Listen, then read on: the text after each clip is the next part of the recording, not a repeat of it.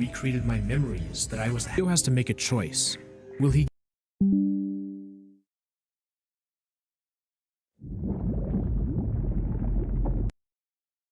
The voice suggests that Theo should know who it is, and the voice. Let's explore this further.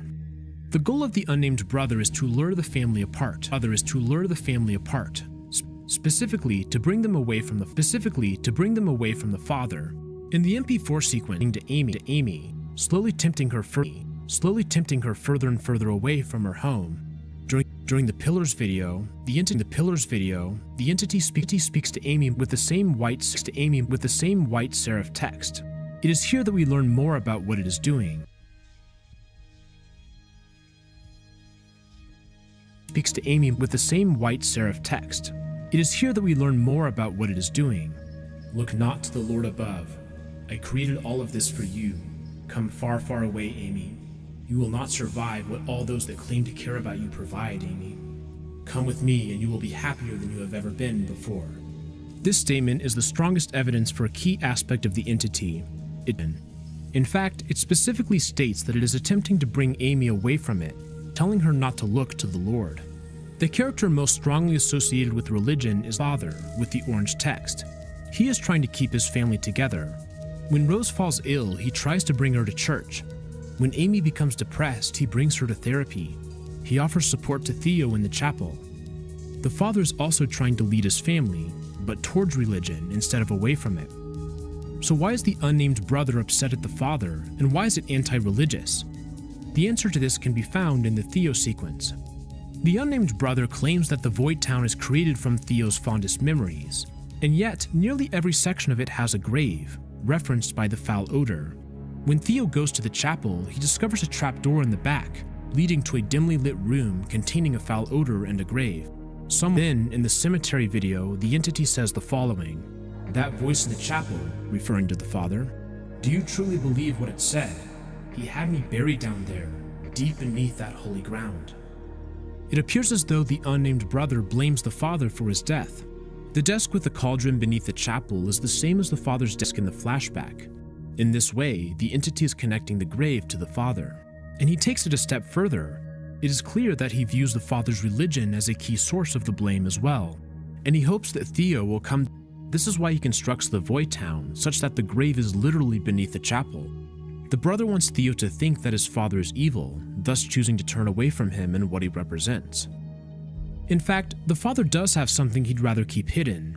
In the book found in Apart, he discusses how he has brought harm upon his family. Rose's condition deteriorates when the father is close to her, further supporting the idea that the entity is responsible for her sickness. In the cemetery video, when Rose is ill, she enters the basement, despite the fact that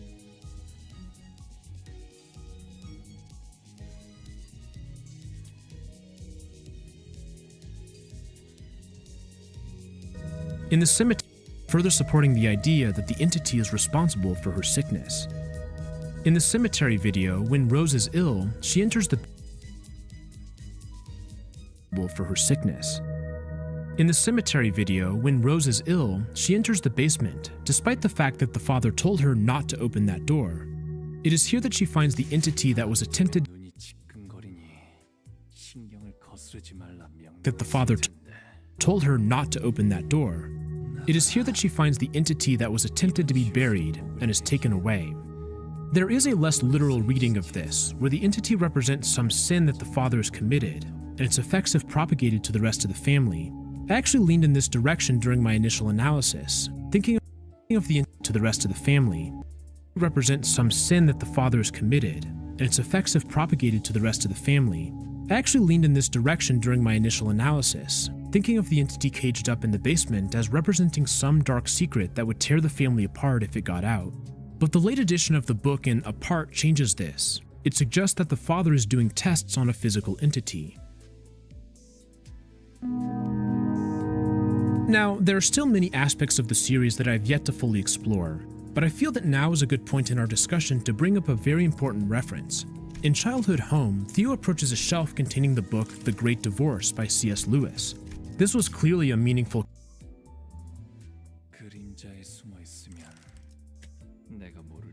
connection, so I bought the book and read it.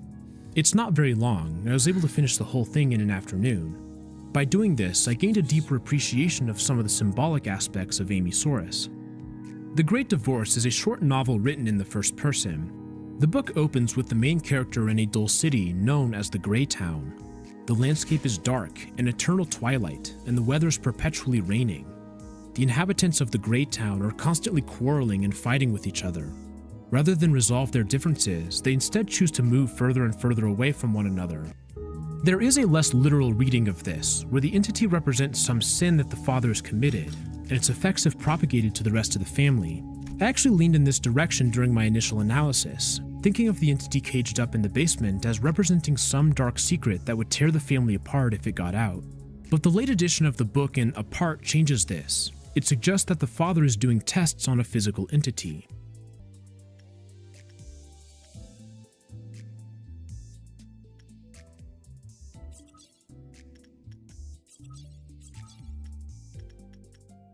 One day, I will create a website where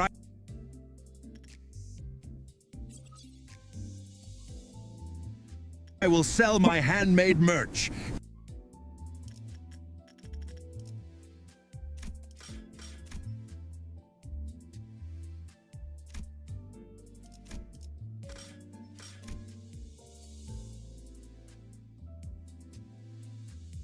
Yeti style, limited edition. Build your website.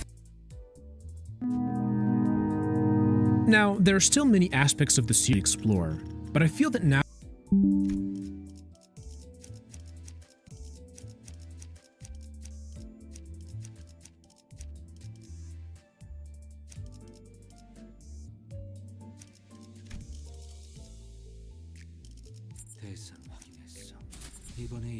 the roof. The plot involves several inhabitants of the Grey Town taking a bus to heaven. When they arrive, the world feels impossibly bright. The blades of grass are like diamond, and the leaves are heavier than a sack of coal. But this is because the Grey Towners are pale, sickly ghosts. They are translucent in the light of heaven. As the inhabitants explore, it is revealed that they have a choice. They can walk towards the mountains closer to God.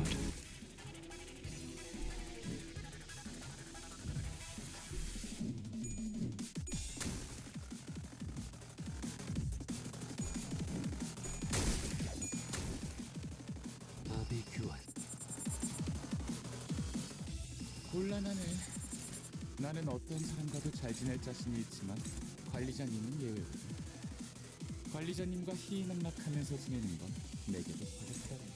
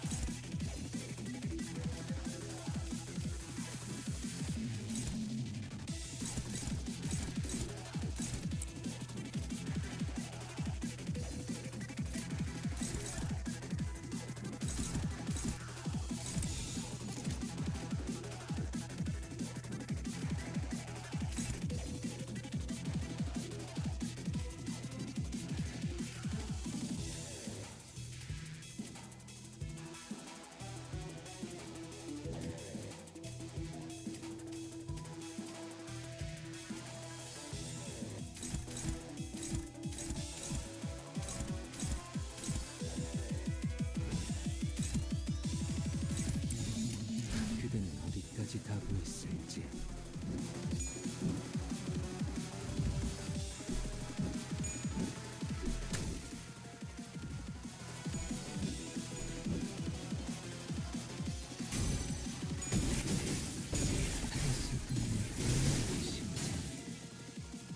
자제야 계획에 근거는 있는 거 아니야? 굉장히 쉬엄쉬엄 징계팀에서 다 망가뜨린 중인데 멀쩡한 장비가 남아있었나 봐.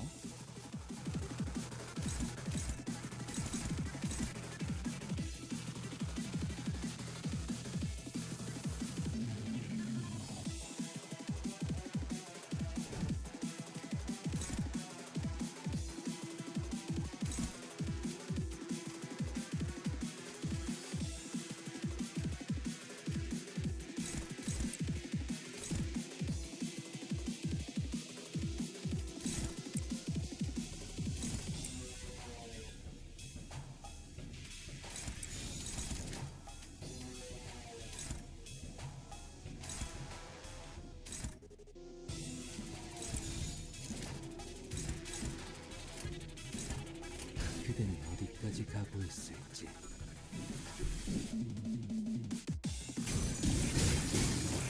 슬픈 눈빛, 업종이야. 슬픈 눈빛, 업종. 관리자님은 이게 심장. 그래도 어디에 누구누구처럼 직원들을 사지로 내보진 않는. 이런 제약은 회사에겐 효율적일지는 몰라도 직원들의 희생이 항상 뒤따르는 법이지. 그 희생을 값싼 대가로 여기는 게 아니라면 항상 체제압에 너무 집착하지는 마.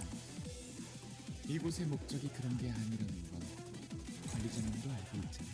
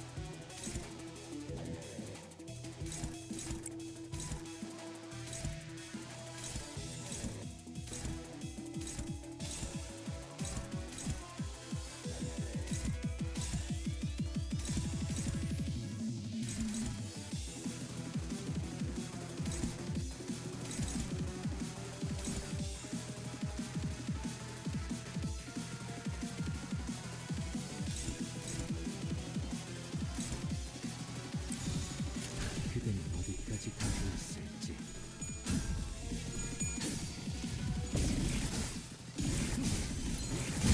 이게 심장.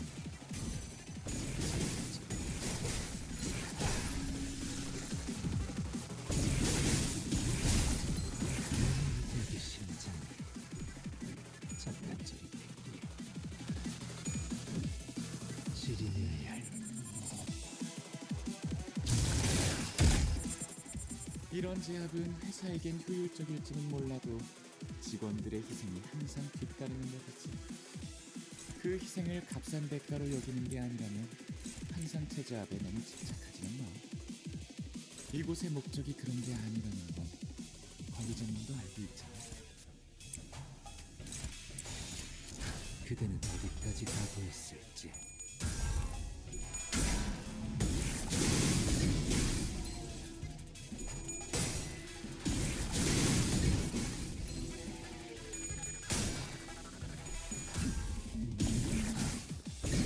슬픈 눈빛, 업종이야.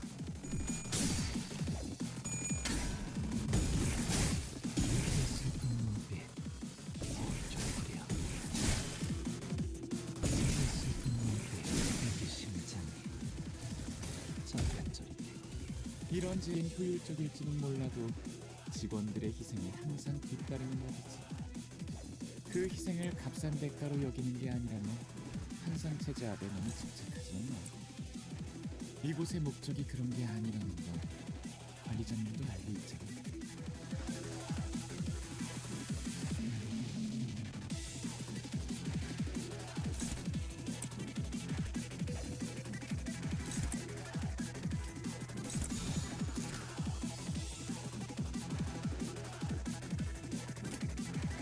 그대는 어디까지 가고 있을지. 이게 심장. 이게 심장. 이게 심장. 이게 심장. 이런 제압은 회사에겐 효율적일지는 몰라도 직원들의 희생이 항상 뒤따르는 법이지. 그 희생을 값싼 대가로 여기는 게 아니라면 항상 체제압에 너무 집착하지는 마. 이곳의 목적이 그런 게 아니라는 건 관리자님도 알고 있잖아.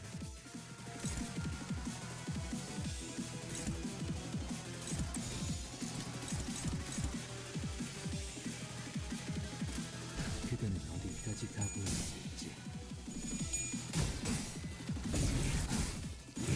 이게 심장. 잠깐 저리 대기. 유쾌하게. 그대 선택받았습니다. 슬픈 눈빛, 이게 심장.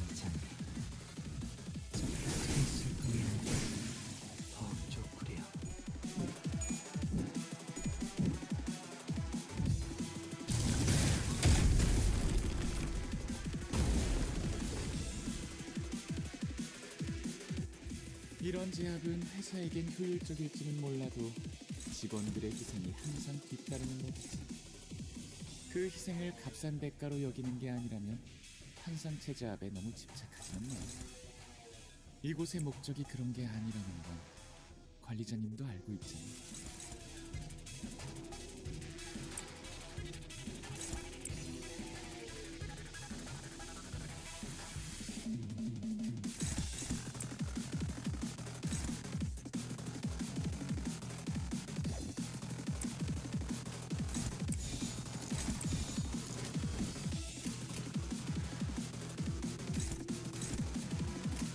그댄 격정의 마음을 모방하겠어.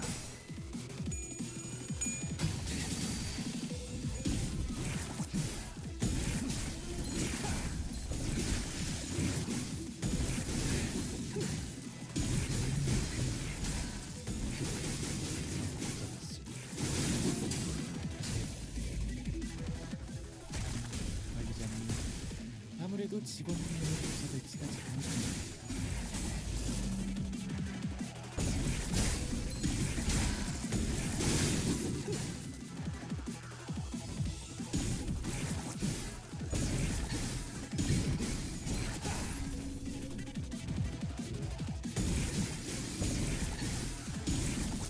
심장이 나라이가 이 상처를 기억할지. 이번에도 멋지게 해냈네. 엔젤라님에게 잔뜩 칭찬을 들었겠어? 당신의 노고는 이곳을 좀 더 멋지게 바꾸는데 일조할 거예요. 같은 그럴듯해 보이지만 하나도 재미없는 소리 말이야.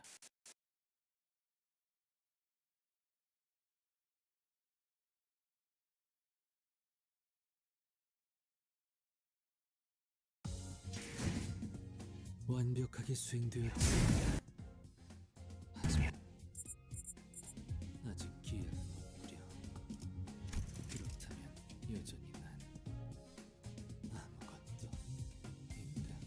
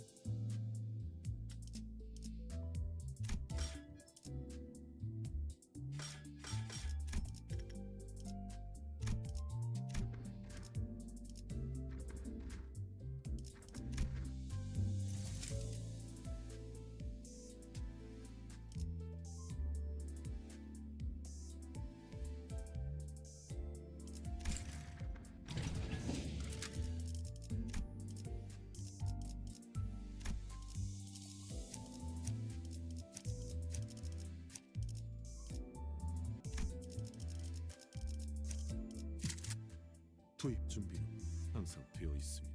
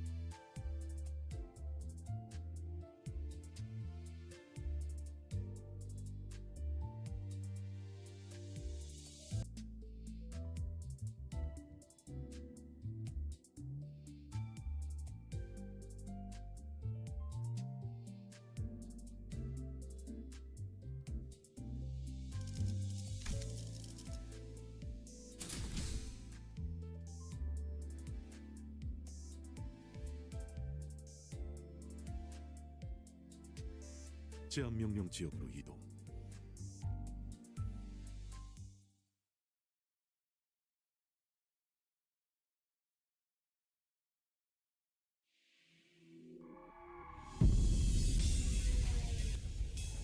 조용하지? 언제 봐도 믿기지 않아. 이렇게나 조용한 곳이 곧 아비규환으로 변할 거란 사실.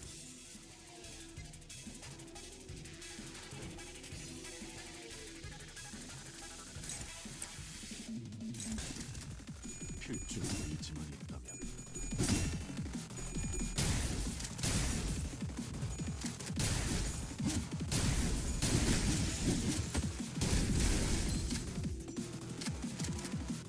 제야 계획의 규모가 너무 큰 거 아니야? 적당히 쉬엄쉬엄 해도 괜찮을 텐데. 이런 제압은 회사에겐 효율적일 몰라도 직원들의 희생이 항상 뒤따르는 법이지. 그 희생, 우리가 얼마나 더 무너지고 어둠에 익숙해져야 보일까. 관리자님은 좋겠어. 이런 부끄러움 좀 까맣게 잊어버릴 수 있으니.